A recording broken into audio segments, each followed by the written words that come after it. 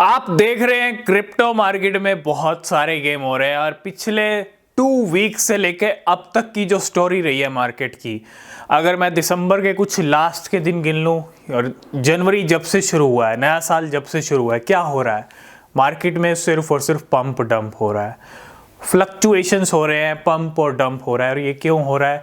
क्योंकि आने वाली जो डेट्स हैं वो बहुत इंपॉर्टेंट डेट्स हैं, 10 और 11 तारीख। 10 तारीख को बिटकॉइन स्पॉट ETF का अप्रूवल मिल सकता है, जो कि सबसे बड़ी डेट है क्रिप्टो मार्केट के लिए, बिटकॉइन के लिए।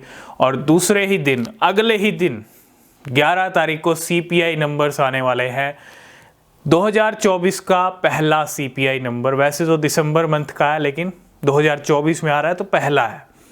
और दोनों डेट्स बहुत इंपॉर्टेंट है ना। और उससे पहले ये जो फ्लक्चुएशंस है, ये क्या कर रहे हैं? ये एक सफाई अभियान है, इसको हम बोलते हैं मार्केट का सफाई अभियान। सफाया हो रहा है लॉन्ग्स और शॉर्ट्स का, जितनी पोजीशंस लग रही हैं, जितनी ट्रेड लग रही हैं। और ये गेम ज़रूरी है, जब मार्केट कुछ बड़ा पंप या डंप करने वाला होता है, उससे पहले कुछ इस तरह की हलचल होती है ना। और डेफिनेटली बिटकॉइन को क्या हो सकता है बिटकॉइन के साथ 10-11 को? देखो, सबसे पहली चीज़, 10 तारीख बिटकॉइन स्पॉट ETF अप्रूवल की डेट है। उस दिन अप्रूवल मिलेगा या रिजेक्शन मिलेगा, ये उस दिन ही पता चलेगा, ठीक है। लेकिन रिजेक्शन का अभी अपडेट आया था मैट्रिक स्पॉट की तरफ से कि ETF को रिजेक्शन मिलने वाला है SEC की तरफ से। सिर्फ मैट्रिक स्पॉट ने कहा कि रिजेक्शन मिलेगा, लेकिन बाकी सभी फर्म्स, फाइनेंशियल जाइंट्स, बड़े बड़े बिलियनियर्स क्या हैं? पॉजिटिव हैं। दिसंबर एंड पे माइक्रो स्ट्रेटेजी ने 14,000 बिटकॉइन खरीदे। और समझ रहे हो, कुछ फैक्टर्स, कुछ इंडिकेशन समझना भी ज़रूरी है। 14,000 बिटकॉइन खरीदे और 1,90,000 बिटकॉइन अब होल्ड करता है। अभी कुछ माइक्रो स्ट्रेटेजीज अपने शेयर्स भी सेल कर रहा है, मे बी 2 लाख तक नंबर लेके जाए। एक तो पॉजिटिव अपडेट आया अप्रूवल से पहले कि और बिटकॉइन खरीदनी है ना, ये एक पॉजिटिव इंडिकेशन है। दूसरी तरफ सभी पॉजिटिव हैं, सभी को अप्रूवल के एक्सपेक्टेशंस हैं, ठीक है। उससे पहले गेम होना था और जरिया था मैट्रिक स्पॉट। तो गेम हुआ, डंप हुआ, लिक्विडेशंस हुए $500 मिलियन के, ठीक है। वो अच्छा खासा लिक्विडेशन था, क्योंकि जो कम लेवरेज वाले ट्रेड्स थे वो भी लिक्विडेट हो गए थे उस डंप के अंदर। तो उससे पहले क्या हो रहा है, बार बार पंप हो रहा है, 44 पे जा रहे हैं, वापस आ रहे हैं 42 पे, फिर जा रहे हैं, फिर आ रहे हैं। तो बार बार क्या कर रहा है, बिटकॉइन डंप करके दिखा रहा है, ताकि अच्छे से ज़्यादा ट्रेड्स लग जाएं शॉर्ट्स के, है ना। शॉर्ट्स के ट्रेड लग जाएं कहाँ पे? $43,000-44,000 पे।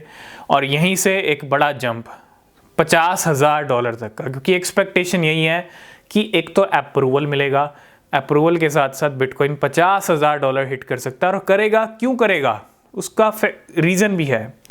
मैंने कहा मार्केट लिक्विडेशंस के लिए कुछ भी कर सकता है, बस गेम और टाइम का यहाँ पे थोड़ा सा मैटर होता है। बस टाइम पे चीज़ें होती हैं, टाइम पे गेम होते हैं।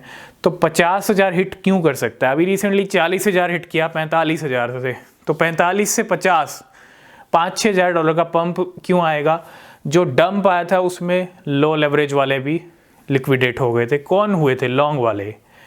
अब जो शॉर्ट्स की पोजीशन लग रही हैं, जितना ज़्यादा लगेंगी, मैंने कहा अभी कम लेवरेज वालों को भी लिक्विडेट करने के लिए बिटकॉइन को 50 तक जाना पड़ेगा। और वो जंप तभी दिखेगा जब बिटकॉइन, हाई लेवरेज वालों को तो वैसे ही नहीं छोड़ता बिटकॉइन मार्केट, ठीक है, लेकिन लो लेवरेज वालों को भी नहीं छोड़ेगा इस बार। शॉर्ट्स की पोजीशन अच्छी खासी लिक्विडेट हो सकती हैं, जैसे लॉन्ग्स की हुई थी अभी।